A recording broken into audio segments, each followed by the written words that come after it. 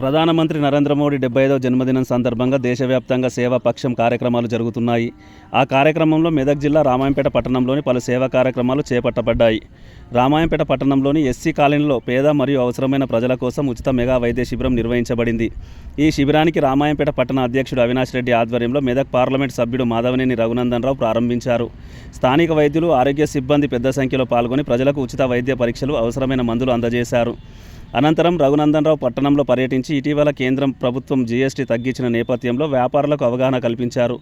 రామాయంపేట ప్రధాన మార్కెట్ మాంకాలి స్ట్రీట్లో పలు షాపులను సందర్శించిన ఎంపీ వ్యాపారవేత్తలతో నేరుగా మాట్లాడి కేంద్రం తీసుకొచ్చిన జీఎస్టీ సంస్కరణలపై చర్చించారు. నిరుపేదల సంక్షేమం కోసం వ్యాపార వర్గాలు భారం తగ్గించడానికే జీఎస్టీ తగ్గింపు ఒక కీలక నిర్ణయమని ఆయన స్పష్టం చేశారు. అదేవిధంగా పట్టణంలోని టీవీఎస్ ద్విచక్ర వాహనాల షోరూం సందర్శించిన రఘునందన్ రావు అక్కడ కొత్తగా వాహనం కొనుగోలు చేసిన వినియోగదారుడికి ప్రత్యేక శుభాకాంక్షలు తెలిపారు. వాహనంపై రిబ్బన్ కట్ చేసి యజమానికి తాళాలు అందజేశారు. ప్రజా సంక్షేమం, పారదర్శక పాలన, సులభమైన పన్నుల విధానాల దిశగా కేంద్ర ప్రభుత్వం తీసుకొస్తున్న సంస్కరణలను ప్రజలకు వివరించడమే కాకుండా స్థానిక ప్రజలతో మమేకమై సమస్యలు తెలుసుకోవడమే తన లక్ష్యమని రఘునందన్ రావు స్పష్టం చేశారు. ఈ కార్యక్రమానికి మెదక్ జిల్లా బీజేపీ అధ్యక్షులు వాల్దాస్ మల్లేష్ గౌడ్, మాజీ అధ్యక్షులు గడ్డం శ్రీనివాస్, జిల్లా ప్రధాన కార్యదర్శి చిన్నమైన శ్రీనివాస్, రాష్ట్ర కౌన్సిల్ సభ్యులు రాగి రాములు, జిల్లా ఉపాధ్యక్షులు శంకర్ గౌడ్, వెలుముల సిద్ధరాములు, పట్టణ ప్రధాన కార్యదర్శి మన్నె ప్రవీణ్ కుమార్, మండల అధ్యక్షులు నవీన్ గౌడ్, చంద్రశేఖర్, పట్టణ ఉపాధ్యక్షులు టంగరి లింగం, మరుకు వెంకటేష్, జొన్నల భరత్, పట్టణ ఎస్సీ మోర్చా అధ్యక్షుడు నిమ్మల స్వామి, బీజేవైఎం జిల్లా అధ్యక్షులు ప్రశాంత్ గౌడ్, సీనియర్ నాయకులు వెలుముల రమేష్, నవాత్ రాజు, నాగరాజు, కటికే కార్తీక్, బాసం అనిల్ కుమార్, నరేష్ యాదవ్, నాంపల్లి కన్నయ్య, బండి గిరి, సంతోష్, శ్రీకాంత్, అశోక్, రవి తదితరులు హాజరయ్యారు. TSG news, Ramayampet.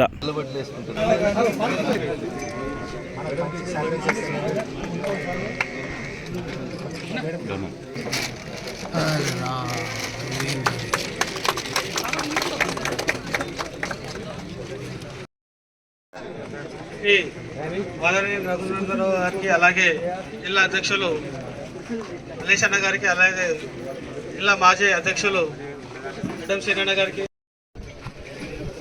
రామాయంపేట పట్టణ శాఖ అధ్యక్షుడు సోదరుడు అవినాష్ రెడ్డి గారు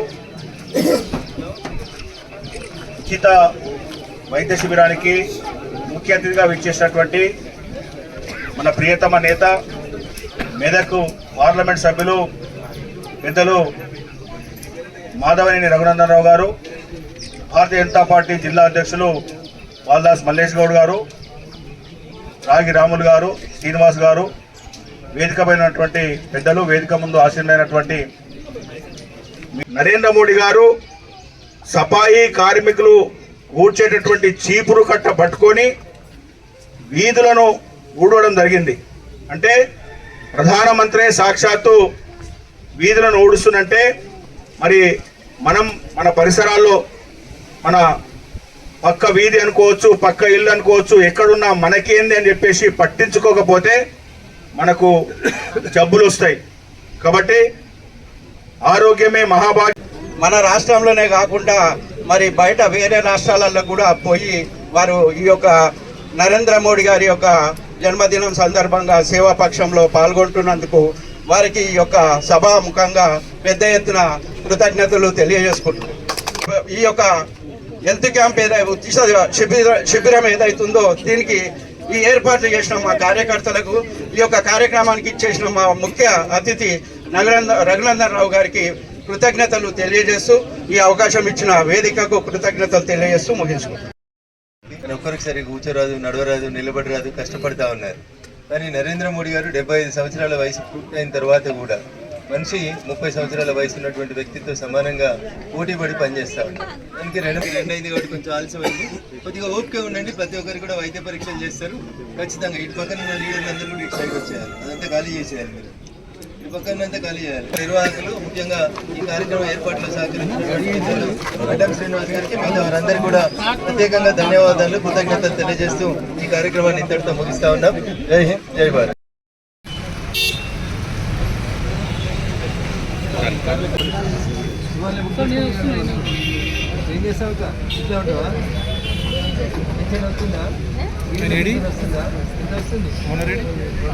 తీసుకోండి అన్న ఒక్కసారి.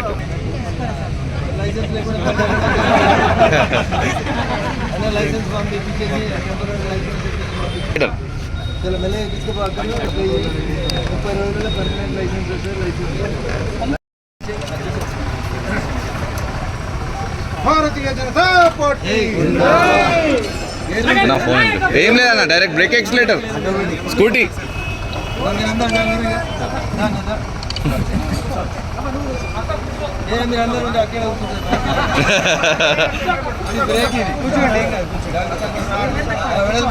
జరగదు అన్న ఇంటికి జరగాలి కాక వెళ్ళేవి రైట్ ఒకసారి ఇటు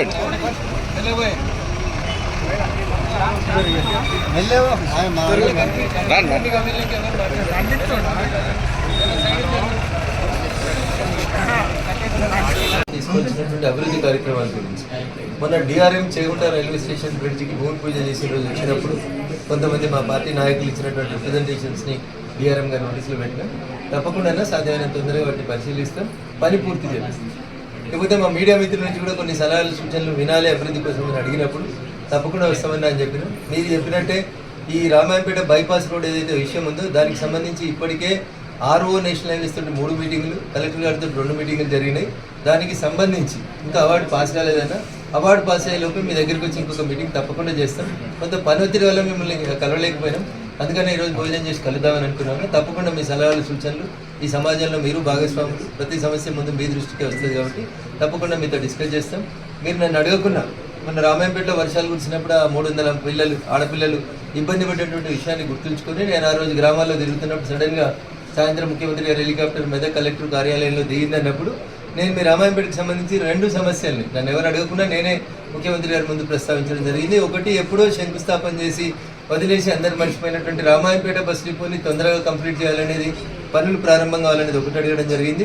రెండోది, వర్షం ఎక్కువ పడిన రోజు ఎవరైతే 300 ఆడపిల్లలు కష్టపడి కాలేజీకి ఇబ్బంది అయిందో దానికి స్థలం కేటాయించి కొత్త కాలేజీ భవనాన్ని రామాయంపేటలోనే నిర్మాణం చేయాలని చెప్పి కూడా ఆ రాష్ట్ర ముఖ్యమంత్రి గారిని నేను కోరడం జరిగింది. ఆ 2 ఇష్లో వారు పాజిటివ్గా స్పందించారు. రిపోర్ట్ తయారు చేసి పంపని కలెక్టర్ గారికి చెప్పిండ్రు.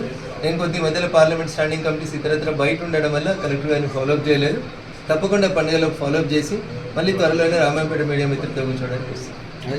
నిధులు లేవు కాబట్టి రామాయంపేట మున్సిపాలిటీ పరిధిలో ఎక్కడైతే నేషనల్ హైవే ఆద్య హోటల్ అనే హోటల్ దగ్గర నుంచి ఇటు మలుగుతామో అక్కడి నుంచి అదే రకంగా ఇప్పుడు ఈ శిశు మందిర్ దాటి కొంచెం ముందుకు పోయిన తర్వాత ఏదైతే నేషనల్ హైవే కంటిన్యూ అవుతుందో ఆ ఫ్లైఓవర్ దగ్గర నుంచి అదే రకంగా ఆ స్వామి వివేకానంద విగ్రహం దగ్గర నుంచి మొదలుకుంటే మళ్ళీ కామారెడ్డి రోడ్డు హైవే టచ్ అయ్యేంత వరదాకా జాతీయ రహదారుల సంస్థను ఒప్పించి ఈ 3 రోడ్లు with divider with central lighting తోటి ఏ రోజైతే Ramayampet bypass road award pass అవుతుందో ఆ రోజు ఇది కూడా కన్స్ట్రక్షన్ స్టార్ట్ అవుతుంది. ఖచ్చితంగా ఇవన్నీ భారత ప్రభుత్వ నిధులతోటి చేపిస్తాం.